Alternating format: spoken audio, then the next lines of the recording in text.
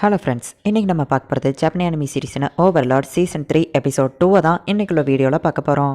எப்போவும் சொல்கிற அதே டைலாக் தான். உங்களுக்கு இந்த வீடியோ பிடிச்சிருந்தது அப்படின்னா லைக் பண்ணிட்டு அப்படி மறக்காமல் நம்ம சேனலை சப்ஸ்கிரைப் பண்ணிடுங்க. சீசன் 2 மாதிரி போரிங்காக இல்லாமல் இதுக்கப்புறம் வரப்போகிற எபிசோட்ஸ்லாம் ஃபன் கலந்த ஆக்ஷனோட சும்மா வேறு லெவலில் சூப்பராக இருக்கும்.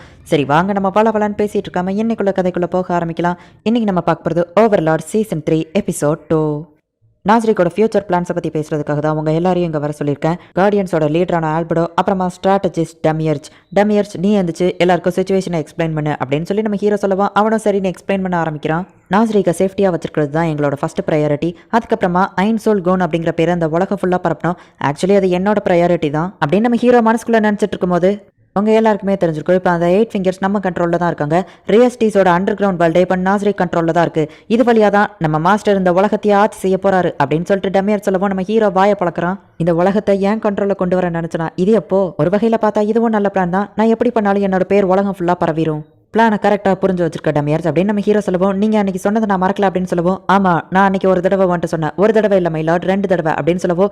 உன்னோட மெமரி பவர் நல்லாவே இருக்கு டமியர்ஸ். உன்னோட பிளான் என்னன்னு சொல்லி கேட்போம் அப்படின்னு சொல்லிட்டு நம்ம ஹீரோ சொல்கிறோம். நாஸ்ரிக் இருக்கிறத பற்றி மக்களுக்கு நம்ம தெரியப்படுத்தலாம். ஷெல்டியரை அட்டாக் பண்ணவனா நம்மளால இன்னும் கண்டுபிடிக்க முடியல. நாஸ்ரிக்கை நம்ம மறைமுகமாக வச்சிருக்கிறத விட தெரியப்படுத்தினா அந்த எதிரி நம்மளை தேடி வருவான் அப்படின்னு சொல்லிட்டு ஆல்பர்டோ சொல்கிறோம். ஆனால் இதுலேயும் ஒரு பிரச்சனை இருக்குது. ரிசோர்ஸஸ்க்கு என்ன பண்ணுறது அப்படின்னு ஆல்பர்டோ கேட்கவும் என்கிட்ட இன்னொரு ஐடியாவும் இருக்குது. நம்ம எதுக்காக ஒரே ஒரு கிங்டமாக இருக்கணும்? நாஸ்ரிக்கை ஒரு புது நேஷனாக அறிவிக்கலாம். உங்ககிட்ட அந்த பிளான் ஆல்ரெடி இருக்குன்னு எனக்கு தெரியும் மைலாட் அப்படின்னு டமியர் சொல்லவோ கரெக்டா தெரிஞ்சு வச்சிருக்க டமியர்ஸ் அப்படின்னு நம்ம ஹீரோ சொல்றான். நீங்க செய்யற அந்த விஷயங்களை பார்த்தாலே தெரியுது மைலாட் அப்படின்னு நம்ம சொல்லவும் நான் அப்படி என்னடா பண்ண அப்படின்னு சொல்லி நம்ம ஹீரோ ஷாக் ஆகுறான்.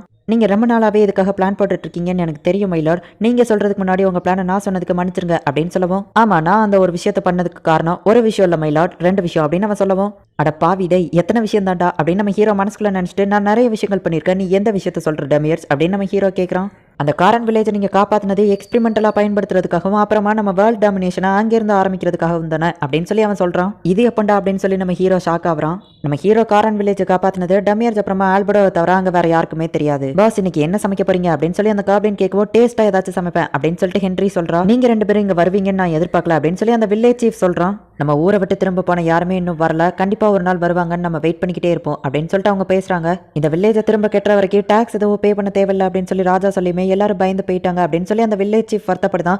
பாசிட்டிவாக திங்க் பண்ணுங்க அப்படின்னு சொல்லி அவன் வைஃப் சொல்கிறா. லார்டைன்ஸ் நம்ம உயிரை கஷ்டப்பட்டு காப்பாற்றிருக்காரு, அந்த உயிரை நான் வேஸ்ட்டாக போக விட மாட்டேன் அப்படின்னு சொல்லி அந்த வில்லேஜ் சீஃப் சொல்லவும் அவருக்கு நான் கண்டிப்பாக ஏதாச்சும் திரும்ப பண்ணுவேன் அப்படின்னு சொல்லி ஹென்றி சொல்கிறா. இன்ஃபீரியாவை போய் ஹென்றி பார்க்குறா. ஏய் நான் சாதிச்சிட்டேன், என்னோட அந்த ஹீலிங் போஷன் பர்பிள் கலரில் வந்திருக்கு, இது ஒரு மிராக்கல் அப்படின்னு சொல்கிறான். போதும் நிறுத்துங்க பாஸ், நீங்கள் போயிட்டு சாப்பாடு செய்யுங்க, இந்த மரமட்டையை நான் பார்த்துக்கிட்டேன் அப்படின்னு சொல்லிட்டு அந்த காப்ளின் அவளை அனுப்பி வைக்கிறான். சரின்னு ஹென்றி இங்கேருந்து போனதுக்கப்புறமா நீங்கள் எங்கள் பாஸை லவ் பண்ணுறீங்க அப்படி தானே கேட்குவோம். ஆமாம் அப்படின்னு அவன் சொல்கிறான். அப்படின்னா உங்கள் லவ்வை அந்த போர்ஷன்ஸ் மேலே காட்டாமல் எங்கள் பாஸ் மேலே கொஞ்சம் காட்டுங்க, அப்படின்னா தான் அவங்க இம்ப்ரெஸ் ஆவாங்க. இதோ இந்த மாதிரி போஸ்ட் கொடுங்க, அதுக்கப்புறமா இதோ இந்த மாதிரி போஸ்ட் கொடுங்க, இல்லைனா இந்த மாதிரி போஸ்ட் கொடுங்க அப்படின்னு சொல்லிட்டு ஒவ்வொரு போஸாக அந்த காப்ளின் அவனுக்கு சொல்லி கொடுக்குறான். நம்ம பாஸ்க்கு என்னதான் பிடிக்கும்னு நினைக்கிறேன், நான் தான் அவங்களை கல்யாணம் பண்ணிக்கிடுவேன் அப்படின்னு சொல்லிட்டு ஒவ்வொரு காப்ளின்ஸும் ஹென்ரிக்காக சண்டை போட்டுட்டு இருக்காங்க. இங்கே இன்ஃபீரியா என்னடான்னா நைட் ஃபுல்லாக உட்காந்து போர்ஷன்ஸை கஷ்டப்பட்டு செஞ்சதுனால தூக்க கலக்கத்தில் இருக்கான். என்னாச்சுன்னு ஹென்றி கேட்கவும் ஒன்றும் இல்லை நான் நல்லா தான் இருக்கேன்னு சொல்லி சாப்பாடு எடுத்து தலையில் கொட்டிக்கிடுதான். பாஸ்க்கு கண்டிப்பாக ஏன் மேலே தான் லவ் இருக்குது பாருங்க, எக்ஸ்ட்ரா ஒரு சிக்கன் துண்டு வச்சிருக்காங்க அப்படின்னு சொல்லவோ டே இவன் போய் சொல்கிறான்டா, இவன் மொதல் சிக்கன் பீஸை யாராச்சும் பார்த்தீங்களா, இல்லைன்னா ஒரு சிக்கன் பீஸையே இவன் 2 துண்டா வெட்டிட்டு நம்மகிட்ட போய் சொல்லுவான் அப்படின்னு சொல்லி அவங்க சண்டை போட்டுட்டு இருக்கவும் பேலையாட் வந்துட்டு அவனோட சாப்பாடுக்குள்ளே விழுந்துருதான். இப்போ இன்ஃபீரியாவை ஹென்றி வந்து ரூமுக்கு தூக்கிட்டு போறா. ஆமாம் எல்லா சீன்லேயும் பையன் தானே பொண்ணை தூக்கிட்டு போவான் அப்படின்னு சொல்லி அவங்க கிண்டல் பண்ணுறாங்க. இந்த வில்லேஜில் பாதி பேர் அவங்க ஃபேமிலியை இழந்துட்டாங்க, எல்லார் முகத்திலேயே சிரிப்பு இருக்குன்னா அதுக்கு காரணம் இந்த காப்ளின்ஸ் தான். அவங்களுக்கு ஏதாச்சும் நான் பண்ணணும் அப்படின்னு சொல்லி ஹென்றி மனசுக்குள்ள நினைக்கிறா. அந்த காப்ளின்ஸ் வந்து அங்கே இருக்கிற மக்களுக்கு அட்டாக் பண்ணுறதுக்காக பயிற்சி எல்லாம் கொடுத்துட்டு இருக்காங்க. ஹென்றி வீட்டில் உட்காந்து வேலை பார்த்துட்டு இருக்கா. அவள் சிஸ்டர் வரப்போ நேற்று நான் உனக்கு கொடுத்த வேலையை முடிச்சியா, அதை ஃபர்ஸ்ட் போய் முடி அப்படின்னு சொல்லி அவளை அனுப்பி வைக்கிறா. இவள் சின்ன பொண்ணுங்கிறதுனால எல்லாத்தையும் மறந்துட்டா, ஆனால் என்னால் தான் இன்னும் எதையோ மறக்க முடியல அப்படின்னு சொல்லி ஒரு கத்தி எடுக்கவோ டம்முன்னு சவுண்டு கேட்குது. என்னாச்சுன்னு வந்து அந்த காப்ளின் கேட்குறான்.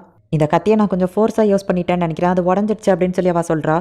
கொஞ்சம் பார்த்து கேர்ஃபுல்லாக ஹேண்டில் பண்ணுங்க, நம்மக்கிட்ட பிளாக் ஸ்மித் கிடையாது, ஸோ இதை ரிப்பேர் பண்ண முடியாது. எங்களோட வெப்பன்ஸ்க்கும் இதே நிலமை தான், ஆனால் எப்படியோ நாங்கள் சமாளிச்சுட்டு இருக்கோம் அப்படின்னு சொல்லிட்டு அந்த காப்ளின் சிரிக்கிறான். ஹென்ரியோட சிஸ்டர் ஒரு ஹெர்பை யூஸ் பண்ணி அக்கா நான் இதை செஞ்சு முடிச்சிட்டேன் அப்படின்னு சொல்கிறா.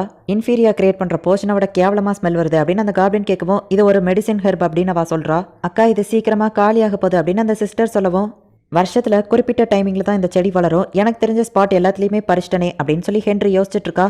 நமக்கு ஒரு பிரச்சனை, அந்த ஃபாரஸ்ட்டில் ஏதோ ஒன்று வித்தியாசமாக இருக்கா அப்படின்னு சொல்லி ஒரு காப்ளின் வந்து சொல்லவும் திரும்பவும் சோல்ஜர்ஸா அப்படின்னு அவள் கேட்குறா. இல்லை இது அந்த ஃபாரஸ்ட்குள்ளே இருக்கிற வேற ஏதோ ஒன்று அப்படின்னு சொல்லி அந்த காப்ளின் சொல்கிறான். இருட்டுறதுக்குள்ள எப்படியாச்சும் நம்ம கண்டிப்பா போயிட்டு இந்த செடியை பறிச்சாகணுமே அப்படின்னு சொல்லி ஹென்றி யோசிக்கிறா. கவலைப்படாதீங்க, நான் பாத்துக்கிட்டேன் அப்படின்னு சொல்லி அந்த கூட இருக்கிற காப்ளின் இப்போ ஒரு காப்ளின் படையவே திரட்டி கூட்டிட்டு வரான். நம்ம பாஸோட சேஃப்டி தான் எனக்கு ஃபர்ஸ்ட் முக்கியம், நீங்க 3 பேர் மட்டும் என் கூட வாங்க, மத்த எல்லாரும் இங்க இருந்து இந்த வில்லேஜை ப்ரொடெக்ட் பண்ணுங்க அப்படின்னு அந்த காப்ளின் சொல்லிட்டு இன்ஃபீரியாக்கு ஒரு சிக்னல் கொடுக்கவும் நான் உன்னை பாத்துக்கிட்டேன் அப்படின்னு சொல்லிட்டு அவன் போஸ் கொடுக்குறான். உனக்கு எதுவும் ஆகாது, நான் உன்னை ப்ரொடெக்ட் பண்றேன் அப்படின்னு சொல்லி இன்ஃபீரியா ஒரு தினசா சொல்றான். ஓ அப்படியா அப்படின்னு சொல்லி கேட்டுட்டு இப்போ அவங்க எல்லாருமே அந்த காட்டுக்குள்ள போறாங்க. ஹீலிங் போர்ஷனுக்கு தேவையான ஒரு செடியை இன்ஃபீரியா பார்க்குறான். அப்போ நம்ம இதை பறிக்கணுமா அப்படின்னு சொல்லி ஒரு காப்ளின் கேட்குவோம். நம்ம இப்போ பறிக்க போகிற பிளான்ட் தான் ரொம்பவும் வேல்யூபிளானது, இதை நான் அப்புறமா வந்து பறிச்சுக்கிட்டேன் அப்படின்னு சொல்லிட்டு அங்கேருந்து போகிறாங்க. பிளான்ஸை பற்றி இன்ஃபீரியா காப்ளின் கிட்ட கேட்கும்போது எங்களுக்கு பிளான்ஸை பற்றிலாம் தெரியாது, சண்டை போட மட்டும்தான் தெரியும் அப்படின்னு சொல்லி அவங்க சொல்கிறாங்க. இப்போ எல்லாரும் தனித்தனியாக பிரிஞ்சு அந்த செடியை தேடுறாங்க. ஹென்றி வந்துட்டு கரெக்டாக அந்த செடியை கண்டுபிடிக்கிறா. இன்ஃபீரியா அந்த செடியை ஃபாஸ்ட்டாக பறிச்சு போடவும் அவனையே பார்த்துட்டு இருக்கா. என்னையே பார்க்குறான்னு அவன் கேட்கும்போது இல்லை நீ ஃபாஸ்ட்டாக பறிக்கிறா அதான் பார்த்தேன் அப்படின்னு சொல்லி அவள் கேட்குறா. எனக்கு இதில் நிறைய அனுபவம் இருக்குது அப்படின்னு அவன் சொல்கிறான். ஏதோ ஒரு சவுண்ட் கேட்குது, எல்லாரும் அமைதியாக இருங்க, எல்லாரும் அந்த மரத்து பின்னாடி போய் ஒளிஞ்சுக்கிடுவோம் அப்படின்னு சொல்கிறான். ஒரு காப்ளின் சின்ன பையன் ஓடி வரான். எல்லாரும் பொறுமையா இருங்க அப்படின்னு சொல்லிட்டு அந்த காப்ளின் சொல்கிறான். இது பார்கஸ்ட் அப்படின்னு சொல்லி இன்ஃபீரியா சொல்கிறான். அதை ஸ்மெல் பண்ணி பார்க்குது. இவங்க மேலே அந்த ஹெர்ப்ஸ் இருக்கிறதுனால அதால் இவங்கள ஸ்மெல் பண்ண முடியலை. காப்பாத்துறேன்னு சொல்லி பிரச்சனையில மாட்டிக்கிடாதீங்க, கண்டிப்பா நம்மளால அதை தோக்கடிக்க முடியாது அப்படின்னு அந்த காப்ளின் சொல்லவோ ஹென்றி ரொம்ப வருத்தப்படுறா. நம்மளால முடிஞ்ச லெவலுக்கு அந்த பையனை காப்பாற்ற ட்ரை பண்ணுவோம் அப்படின்னு சொல்லி இன்ஃபீரியா சொல்றான். இல்ல வேண்டாம் அப்படின்னு அந்த காப்ளின் சொல்லவோ அப்படின்னா அந்த கொலைக்காரங்களுக்கும் நம்மளுக்கு என்ன வித்தியாசம், நம்மளும் அந்த கொலைக்கு துணை போகிற மாதிரி தானே, என்னால பார்த்துட்டு சும்மா இருக்க முடியாது அப்படின்னு சொல்லி ஹென்றி சொல்றா. சரின்னு இப்ப எல்லா காப்ளின்ஸும் போயிட்டு அந்த ஃபாக்ஸ் கூட சண்டை போட ஆரம்பிக்கிறாங்க. அந்த பார்கஸ் மேலே இன்ஃபீரியா வந்து ஒரு க்ளோ மாதிரி ஒன்று போட்டுருதான். அதே நேரத்தில் அந்த காப்ளின்ஸையும் ஹீலிங் பண்ணிருந்தான். அந்த பார்கஸ்டால இப்போ அசைய முடியல, இதுதான் சான்ஸ், தாக்குங்க அப்படின்னு நம்ம சொல்றான். அது ஒரு செயினை வச்சு அட்டாக் பண்ணுது. ஆனாலுமே ஒரு வழியா அந்த காப்ளின்ஸ் அந்த பார்கஸ்ட்டை கொன்றுதாங்க. அந்த சின்ன பையன் வந்துட்டு நீங்க எல்லாம் எந்த ட்ரைபை சேர்ந்தவங்க, உங்களை நான் பார்த்தது இல்லையே அப்படின்னு சொல்லி கேட்குறான். புதுசாக கண்டுபிடிச்ச ஹீலிங் போர்ஷனை அவனுக்கு அடிபட்டிருக்கேன்னு சொல்லி இன்ஃபீரியா கொண்டு போய் கொடுக்கவும் நீங்கள் என்ன விஷம் குடிக்க சொல்லி சாகடிக்க பார்க்குறீங்களா அப்படின்னு சொல்லி அவன் கேட்குறான். அவன் மேலே அந்த ஹீலிங் போர்ஷனை தெளிக்கவும் அவனுக்கு சரியாயிருது. லார்ட் ஐன்ஸ்க்கு தான் நான் இதை ஃபஸ்ட்டு காமிக்கணும்னு நினச்சேன், என்ன பண்ணுறது அப்படின்னு சொல்லிட்டு இன்ஃபீரியா சொல்கிறான். என்ன நடந்துச்சு தம்பி அப்படின்னு அவங்க கேட்குறாங்க.